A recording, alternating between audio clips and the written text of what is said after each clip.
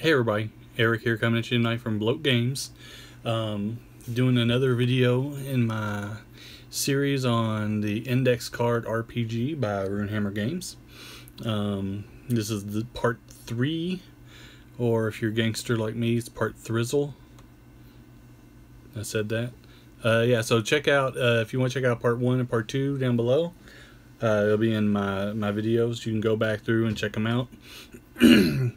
Tonight what I wanted to focus on really was the hey, what's up, Starlaw? How you doing, man? Thanks for tuning in. So tonight what I wanted to focus in on was the classes and the settings. Alright, in the Index Card RPG there's 2 world primers in that come in the core book.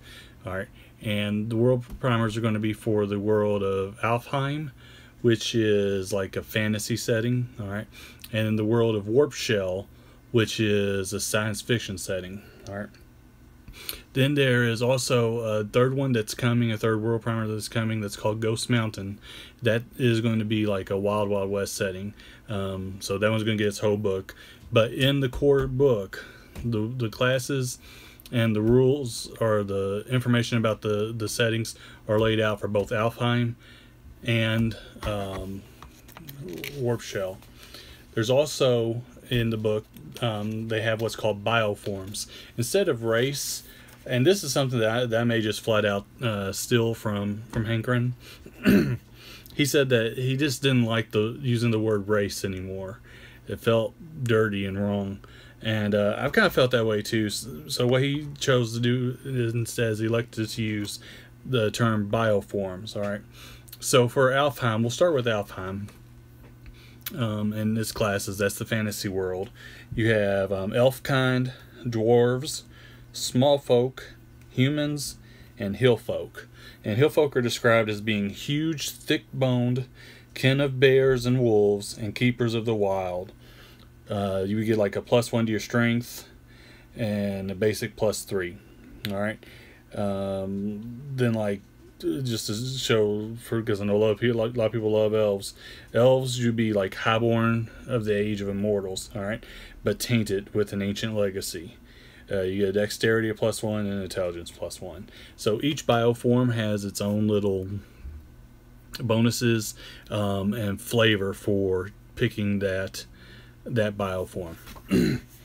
But when you get into the classes for Alfheim, let me show you. I don't even know if we've even looked inside the book.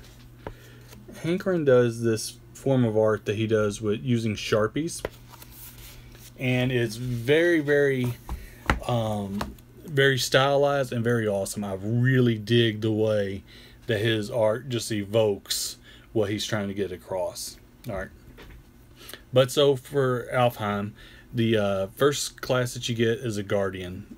A Guardian's kind of going to be your tank, fighter type class. Alright, then the next class is going to be a Blade. Oh, here, let me back up to the Guardian a second, because with each one he tries to give a little quote. You know, there's a description, some recommended gear, milestone rewards, things like that. But he tries to give a little quote that's a short 1-sentence thing that encompasses what this character is about. Okay, so the Guardian, his quote is, "I stand between us and them." So you automatically think, okay, yes, this is the fighter who's up front fighting, keeping the people in the back safe. Alright. The second class for Alfheim is the Blade. The Blade, "I will kill them, I will kill them all." So think of your assassin type class. Going to be somebody, you know, with a high dex, high strength, you know, be able to do melee combat. Alright, up next you have a Shadow class. The Shadow says, "Hold on, let me try something." So the Shadow is going to be kind of a rogue class. This would be what would be known as a skilled class, although this game doesn't encompass skills. But this Shadow definitely would be like a thief. All right, you have an Archer. Your Archer says, "Fall back, focus fire on the big one." So you know right then what the Archer's job is, right? Archer's going to be the guy or gal. Man, I got bad lighting. I got to work on this lighting at night. It's going to be the guy or gal in the back, you know, picking people off through that. Next, you got a priest. Your priest is going to be essentially kind of like a cleric. And the priest says, is anyone hurt? Stop moving. So the priest is going to be the person you're going to, you know, pray to your deity. You're going to look after the rest of the party. You're going to be, you know, interested in that. Up next, you got a scout. A scout is up ahead, look out. Let me just read, because like with the picture of the scout comes just a picture of what looks like a fox. All right, so it says lightweight and fast as wind. A good scout is invulnerable, or is invaluable to any group of explorers. Often the deadliest foe in the environment itself, and no hero is better equipped to identify, mark, or neutralize the hidden dooms of the world. So very neat. Then you get your mage, and your mage guy, he kind of reminds me of Sora from Kingdom Hearts. But mage says, my friends, I've got this. Watch. So I like that one. Your commander is going to be next. It's we go now. This is your leader. This is your knight. This is your paladin-esque type class. You know, you're going to have a high charisma, a high strength, a high constitution, that type thing. All right, then we got wildlings. All right, wildling, it says, I jump out the window. Wildling are going to be kind of like your bard, all your real flavorful classes. They're not going to be a like a person who's very good at like any particular one thing. It's going to be kind of your all around type class, right? And then that'll do it for the actual world of Alfheim. All right, so that's the fantasy setting. Up next, we're going to go into the warp shell classes. Now, the warp shell classes, it does say in the book that you can mix and match these classes. So if you wanted an Alfheim character class or bioform into warp shell, do it. Put it in there. It's not going to break the game in any way. But the bioforms for warp shell, the science fiction setting, are a reptoid, a psyker, a geno, and a zeal.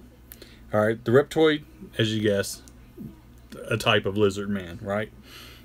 The psyker is a strange, gray-skinned founder race of telepaths and super scientists. So these are your really smart aliens, right?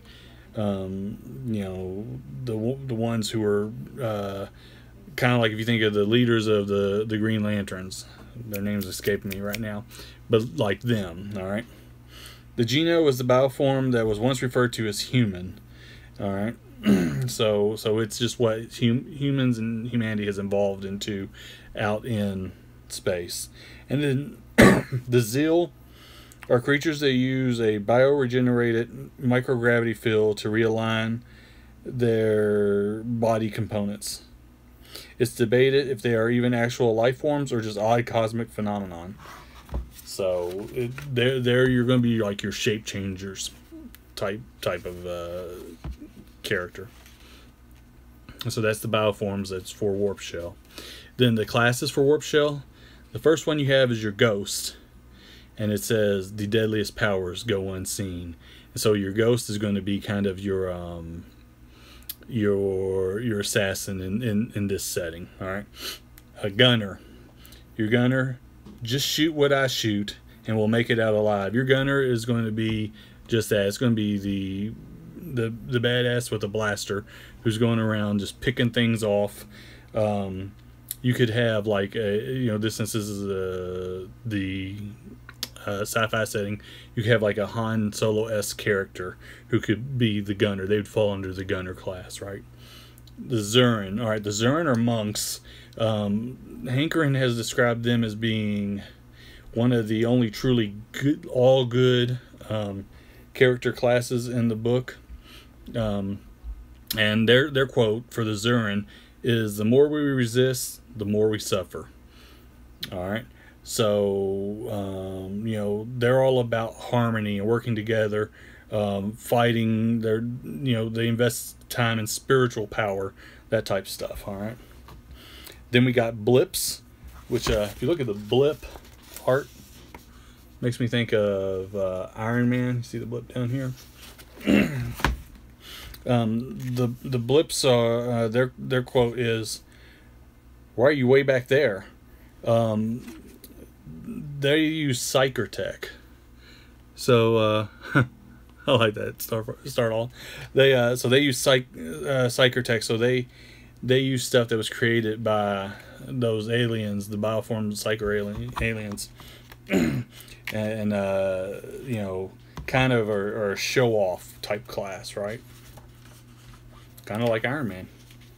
Funny how that works out. All right. Up next, we got the fragment. The crystal presence is eternal. The fragment uses these red crystals that are found in Alfheim and are a magical force throughout the cosmos. All right, so they use these crystals to do different types of spell, magic, stuff like that. Titan. The Titan, they say, we make our stand here. The cosmos depends on it. All right, the Titans, they're going to be very powerful creatures, and it's, you know, and chosen ones of their selected race. So they could be like Zuran War Masters, all kinds of stuff. They're indomitable fighters and moral lightning rods. So you know, they're protectors, essentially. The Outsider, for its quote, it's a dimensional context, time inversion, and green tea. They're kind of your bioform of a kind of like C-3PO. They're just your weird robot, not quite human type of character. They can assimilate. Some races have been assimilated by the Outsiders, so it's pretty neat. And that's all the classes for Warp Shell. So, you know, again, that covers the different types of bioforms and classes that are provided in the core book. And like I said, they got the Ghost Mountain setting upcoming. There's more stuff about the individual settings. I might go into, like, you know, what does Warp Shell encompass aside from just telling you sci-fi. What does Alfheim encompass aside from telling you sci-fi? This video is already running kind of long though, so I think I'm going to wrap it up here. But this is part 3. Thank you everybody for tuning in and following along, and hopefully I'll get the part 4 out there for you very soon. Everybody have a good night. Start off, you're still hanging in there. Take care, man. Oh, there you go. Yep. See you later.